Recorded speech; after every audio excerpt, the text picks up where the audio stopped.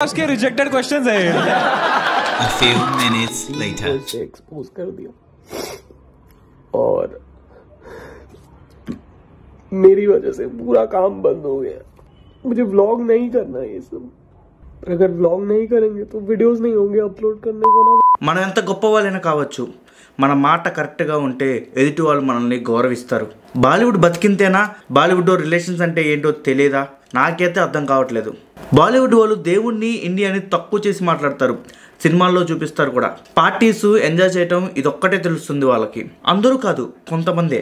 కానీ ఇప్పుడు సినిమాలకు సంబంధించిన వాళ్ళు కాదు, ఒక ఫ్యామిలీ రిలేషన్స్ అంటే ఏంటి, తల్లి కొడుకులు తండ్రి కూతురు ఆ రిలేషన్ అంటే ఏంటో తెలియని ఒక వెధవ నెలకి 3 కోట్లు సంపాదిస్తున్నారు యూట్యూబ్లో. కానీ వాడి మాటలు ఎవరో చెప్తా, అక్కడికే వస్తున్నా. Watch your parents have sex every day for the rest of your life.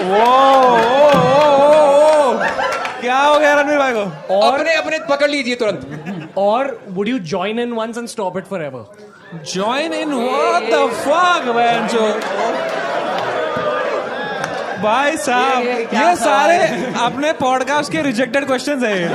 సామాజిక మాధ్యమంలో ఒక్క నిమిషంలోనే పేరు తెచ్చుకోవచ్చు, అదేవిధంగా ఒక నిమిషంలోనే వివాదం తెచ్చుకోవచ్చు. బీర్ బైసిప్స్గా ప్రసిద్ధి చెందిన రణవీర్ తన పోడ్కాస్ట్ మరియు వీడియోలతో కోట్లాది మందికి స్ఫూర్తిదాయకమయ్యాడు. ఒక వివాదాస్పద వాక్య అతన్ని నడి వీధిలోకి నిలబెట్టింది. ఈ కథ ఏమిటి, నిజమేమిటి, ఈ వివాదం ఎందుకు జరిగిందో పరిశీలిద్దాం. రణవీర్ ఒక సాధారణ యువకుడు. 2015లో బీర్ బైసిప్స్ పేరుతో యూట్యూబ్లో తన ప్రయాణాన్ని ప్రారంభించాడు. మొదట ఫిట్నెస్, ఫుడ్ గురించి, లైఫ్ స్టైల్ గురించి మాట్లాడిన ఈ యువకుడు కొంతకాలానికి ఇండియాలో అతిపెద్ద పోడ్కాస్ట్ హోస్ట్లో ఒకటిగా నిలిచాడు. లక్షలాది మందికి అతని మాటలు వినిపించే స్థాయికి వచ్చాడు. కానీ అదే మాటలు ఇప్పుడు తనకి శాపంగా మారాయి. ఇటీవల సమయరైన హోస్ట్గా చేస్తున్న ఇండియా గాట్ టాలెంట్ షోలో పాల్గొన్న ఈ రణవీర్ ఒక పోటీదారుని ఉద్దేశించి మాట్లాడుతూ, మీ తల్లిదండ్రులు సెక్స్ చేస్తున్నారని ప్రతిరోజు చూడాలా, లేక ఒకసారి చేరి దాన్ని ముగించాలా అని ప్రశ్నించాడు. ఈ వ్యాఖ్యలు అమ్మటే వైరల్ అయ్యాయి. ఈ వ్యాఖ్యలపై సెలబ్రిటీల నుంచి తీవ్రమైన విమర్శలు వచ్చాయి. ప్రముఖ యూట్యూబర్లు, నటీనటులు, రాజకీయ నాయకులు కూడా దీనిపై స్పందించారు. ఇక బాలీవుడ్ హీరోయిన్స్ పెద్దగా స్పందించలేదు. వాళ్ళకి తప్పు అనిపించలేదా, లేకపోతే మనకెందుకు ఇవన్నీ అనుకున్నారా? పాలస్తీనా ఇజ్రాయెల్ వార్ గురించి పోస్ట్ మీద పోస్టులు పెడతారు. అసలు ఆ చరిత్ర ఏంటో తెలుసుకోకుండా ఊరక ఇన్స్టాలో పోస్టులు పెట్టేస్తారు. కానీ వీటి మీద మాత్రం వాళ్ళు అస్సలు స్పందించరు. సర్లే, వాళ్ళతో ఎందుకు మనకి ఇప్పుడు మనం పాయింట్కి వచ్చేద్దాం. అస్సాం ముఖ్యమంత్రి హేమంత్ బాష్యా శర్మ స్పందించి ఈ వ్యవహారంపై అస్సాం పోలీసులకు స్పష్టమైన ఆదేశాలు ఇచ్చారు.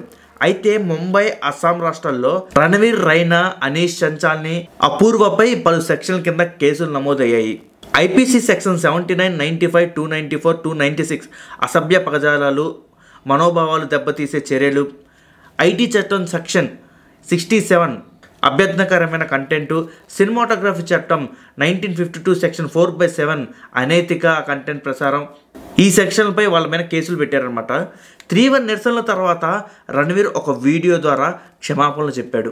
అందులో ఏమని చెప్పాడంటే, నా వ్యాఖ్యలు అనుచితమైనవి మాత్రమే కాదు, అది ఆస్పదమైనది కూడా కాదు, నేను క్షమాపణ కోరుకుంటున్నాను అని పేర్కొన్నారు. కానీ ఎంతో సారీ చెప్పినా మాట వెనక్కి తీసుకోగలమా చెప్పండి? ఈ ఘటన మనకు 2 విషయాలు నేర్పిస్తుంది. ఒకటి, సోషల్ మీడియా ప్రజలకు గొప్ప శక్తినిచ్చింది. ఆ శక్తిని మనం సద్వినియోగం చేసుకోవాలి. కంటెంట్ క్రియేటర్లకు బాధ్యత కూడా ఉంది.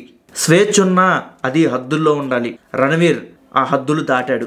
రణవీర్ నుండి సెలబ్రిటీల స్పందన వరకు ఈ వివాదం ఇప్పటికీ కొనసాగుతూనే ఉంది. కానీ మనం చివరికి చెప్పుకోవాల్సింది ఒకటే, మాటలు శక్తివంతమైనవి, వాటిని జాగ్రత్తగా వాడాలి. సో ఫ్రెండ్స్, మీ అభిప్రాయాన్ని కామెంట్ బాక్స్లో కామెంట్ చేయండి. And this is Nagarjuna Devarasetti signing off. మళ్ళీ కలుద్దాం వేరే వీడియోలో.